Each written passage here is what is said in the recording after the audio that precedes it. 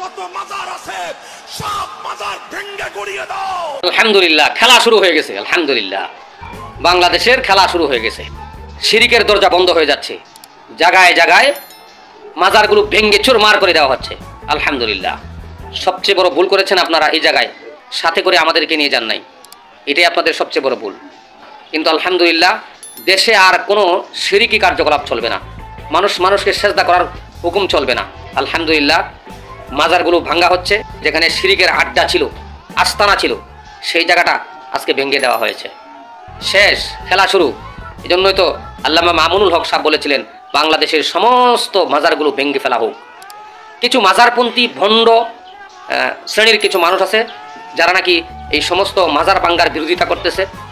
তারা তো আর বাবা ডাকতে পারবে না, বন্ডামি করতে পারবে না, শিরিক করতে পারবে না, বন্ডামির রাস্তা যেটা আছে সেটা বন্ধ হয়ে যেতেছে।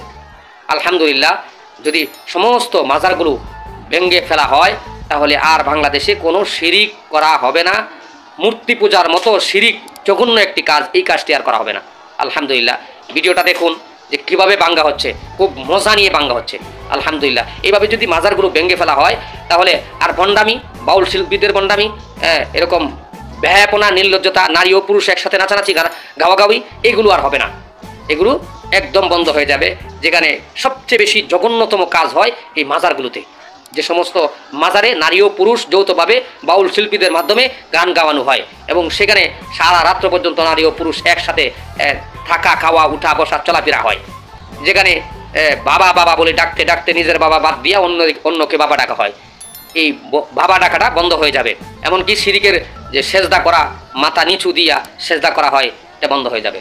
আজকে যারা কিছু শ্রেণীর মানুষ বলতেছেন কেন মাজার ভাঙ্গা হচ্ছে, বাংলাদেশের এমন কোনো একটা মাজার নাই যেখানে আউলিয়া কেরাম শুয়ে আছে। আর যারা আছে সব ল্যাংটা বাবা, আগুন শাহ বাবা, বদনা শাহ বাবা, এরপরে খেতা শাহ বাবা, এই সমস্ত বাবা দিয়াই বাংলাদেশটা ভরপুর। কোনো হক্কানি কোনো আউলিয়া কেরাম বাংলাদেশে নাই। বাইজিদ বুস্তামি রহমতুল্লাহ আলাইহির মাজার এখানে নাই, শাহজালাল রহমতুল্লাহ আলাইহির মাজার এখানে নাই, শাহপরান রহমতুল্লাহ আলাইহি মাজার এখানে নাই। এইরকম ধরনের, অর্থাৎ বড় বড় বুজুর্গানের নাম দিয়া যারা মাজার করেছে তাদের কেউরই মাজার এখানে বাংলাদেশে নাই। আল্লাহ শুকরিয়া তোমার কাছে যে আগামী দিন থেকে আশা করা যায় তোমাকে নিয়ে আর কেউ শিরিক করবে না। যেরকম হিন্দুরা শিরিক করে, মূর্তি পূজা করে, মুসলমানরা শিরিক করে, মাজার পূজা করে, এটা আলহামদুলিল্লাহ বন্ধ হয়ে যাবে। প্রিয় বন্ধুরা, আপনারা সজাগ হয়ে যান, কেউ যেন বাংলার জমিনে আল্লাহ তাআলা মহান স্রষ্টার সাথে আর কেউ শিরিক না করতে পারে, রসুলের সাথে গুস্তাকি না করতে পারে, বেয়াদবি না করতে পারে। আল্লাহ রসুলের নাম দিয়া, আহলে সুন্নতের নাম দিয়া যত সব বন্ডামি করে, এই যে সুন্নি নামদারি ভণ্ডরা, মাজার পূজারীরা, এরাই সবচেয়ে বেশি বাংলাদেশের মধ্যে বন্ডামি করে।